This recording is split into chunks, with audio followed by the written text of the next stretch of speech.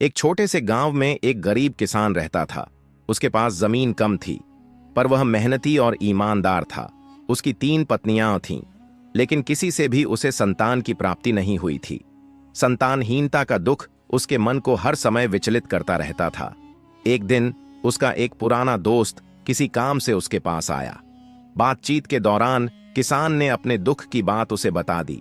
दोस्त ने उसे सलाह दी, गांव के बाहर एक दिव्य संत रहते हैं। वे बड़े चमत्कारी हैं और हर समस्या का समाधान कर सकते हैं। तुम्हें उनके पास जाना चाहिए। किसान को यह सलाह अच्छी लगी। वह अगली सुबह जल्दी उठकर संत की कुटिया की ओर चल पड़ा।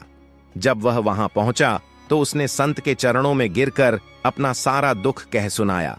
संत ने शांत स्वर में कहा, तुम चिंता मत करो, यह चिमटा लो और मेरे बगीचे में लगे आम के पेड़ से 3 आम तोड़ लो, फिर उन आमों को अपनी पत्नियों को खिला दो। किसान ने वैसा ही किया। उसने आम तोड़े और घर लौटकर अपनी 3 पत्नियों को खिला दिए। कुछ ही दिनों बाद उसकी 3 पत्नियां गर्भवती हो गईं। यह देखकर किसान बहुत खुश हुआ। समय बीतता गया और प्रसव का दिन आ पहुंचा। उसकी पहली पत्नी ने एक सुंदर पुत्र को जन्म दिया। दूसरी पत्नी ने एक सुंदर कन्या को जन्म दिया। लेकिन जब तीसरी पत्नी ने संतान को जन्म दिया तो सब लोग हैरान रह गए। उसने एक नेवले मंगूस को जन्म दिया था। गांव के लोग यह देखकर घबरा गए।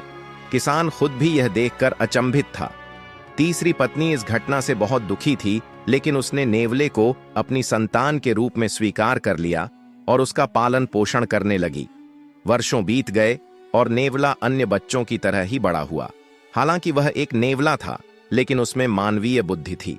वह बोल सकता था, सोच सकता था और अपने भाई बहनों के साथ खेलता था। धीरे धीरे पूरे गांव में यह चर्चा होने लगी कि किसान का बेटा आधा मानव और आधा जानवर है।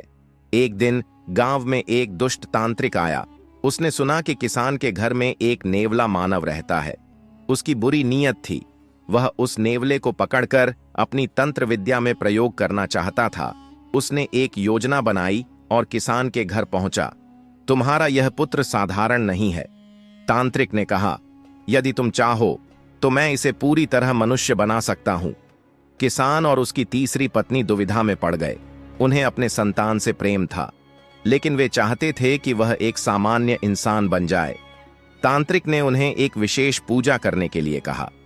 नेवला यह सब देख रहा था। उसे महसूस हुआ कि तांत्रिक की नीयत ठीक नहीं है।